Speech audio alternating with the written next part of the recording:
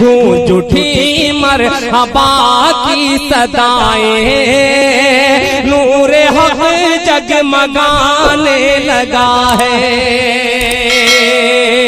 نور حق۔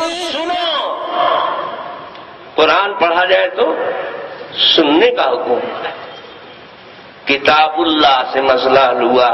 اب دیکھو سنت رسول اللہ پر آؤ، امام کے پیچھے مقتدی کو نہیں پڑھنا ہے سورہ فاتحہ، حدیث یہی بتاتی ہے۔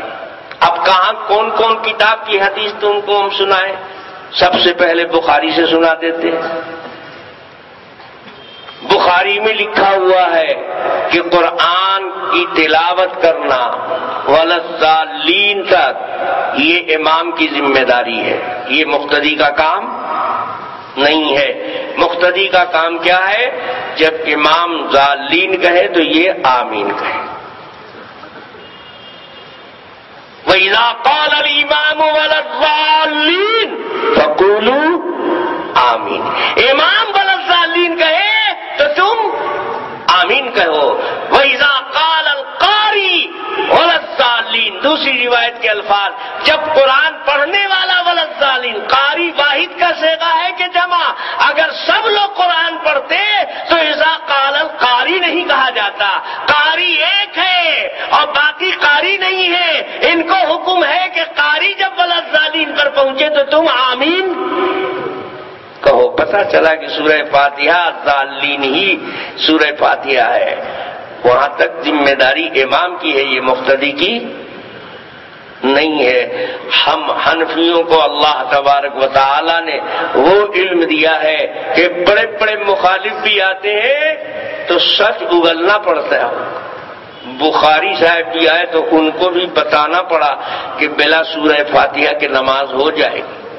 ایک دو حدیث نہیں، بخاری میں بہت سی حدیث نقل کر دیا انہوں نے۔ لیکن میں نے کل عرض کیا تھا کہ بخاری بڑی چالاک ہے، جگہ پر نہیں رکھتا ہے، بے جگہ رکھ دے گا، آپ کھوجتے رہو۔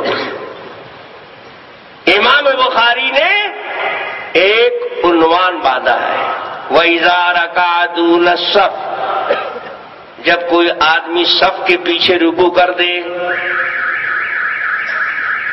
صف میں نہیں گیا، اکیلے پیچھے نیت باندھی رکوع کر دیا، تو کیا اس کی گنجائش ہے؟ ایسا کر سکتا ہے؟ یہ مسئلہ بتانے کے لیے امام بخاری حدیث نقل کر رہے ہیں، اور ان کو پتہ نہیں تھا کہ میرا ہاتھ کٹ رہا ہے، اپنا ہاتھ اپنے سے کاٹ دیا۔ کہتے ہیں کہ ایک دن جناب رسول اللہ صلی اللہ علیہ وسلم نماز پڑھا رہے تھے مسجد نبوی میں، جماعت کھڑی ہوئی تھی، صفیں لگی ہوئی تھیں، اتنے میں ایک صحابی حضرت ابو بکر، ان کا نام تھا، حضرت ابو بکر نہیں، حضرت ابو بکر رضی اللہ تعالیٰ عنہ، وہ مسجد میں آئے۔ مسجد میں آئے، دیکھا جماعت کھڑی ہوئی ہے، ان کے مسجد میں پاؤں رکھتے ہی رسول اللہ صلی اللہ علیہ وسلم رکوع میں چلے گئے، تو سارے لوگ رکوع میں چلے۔ اب انہوں نے دیکھا کہ اگر ہم دیر کریں گے تو رکوع سے حضور اور صحابہ سر اٹھا لیں گے، اور جب رکوع چھوٹ جائے گی تو رکعت چھوٹ جائے گی۔ ہم اگر سب تک جاتے ہیں تو جانے میں ٹائم لگے گا، اتنے ٹائم میں تو رکوع سے سر اٹھا لیں گے، تو سب تک نہیں پہنچے، مسجد میں قدم رکھتے ہی یہیں تکبیر تحریمہ بولی، اللہ اکبر، ہاتھ باندھا، رکوع میں چلے گئے، اور رکوع میں جا کر کے صف میں جانے میں کوئی دیر نہیں تھی، 2 قدم بڑھایا آگے اور رکوع میں کھسک کے چلے گئے صف میں۔ اب یہ صف میں آئے تو پہلے سے جو ان کے بازو والا آدمی تھا اس نے دیکھا نا کہ یہ پیچھے سے چل کے آئے ہیں صف میں۔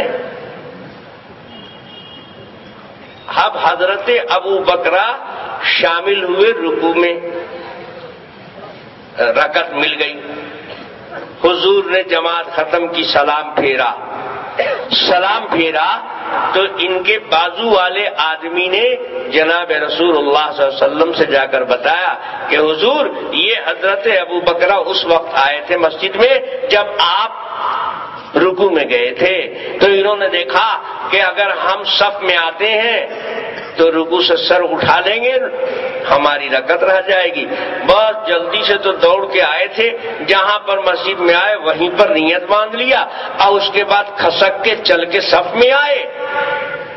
تو اللہ کے نبی نے حضرت ابو بکر سے یہ نہیں کہا کہ جاؤ تمہاری رکعت نہیں ملی ایک رکعت پڑھو, یا یہ نہیں کہا کہ رکوع میں تم میرے ساتھ شریک ہوئے تھے تو سورہ فاتحہ کب پڑھی.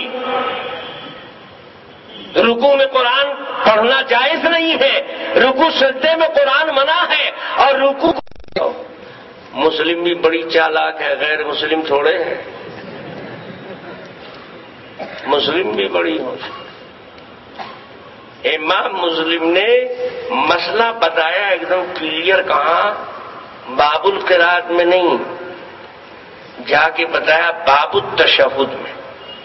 باب التشہد میں حضرت ابو موسیٰ اشعری رضی اللہ تعالی عنہ سے روایت نقل کی امام مسلم میں کہ جناب رسول اللہ صلی اللہ علیہ وسلم نے ایک دن تقریر فرمائی اور آپ نے امام مقتدی کے تعلق کو واضح کیا. حضور نے فرمایا کہ جب امام تکبیر بولے تم بھی تکبیر بولو, جب امام رکوع میں جائے تب تم رکوع میں جاؤ, جب امام سجدہ کرے تب تم سجدہ کرو. وَإِذَا قَرَأَ فَانصِتُوا, اور جب امام قرآن پڑھے تو تم چپ رہو. اللہ کے نبی نے اعلان کر دیا کہ امام اور مقتدی کی ذمہ داری کیا کیا ہے. اذا قرأ فانصتوا واذا قال غیر المغضوب علیہم ولا الضالین قولوا آمین.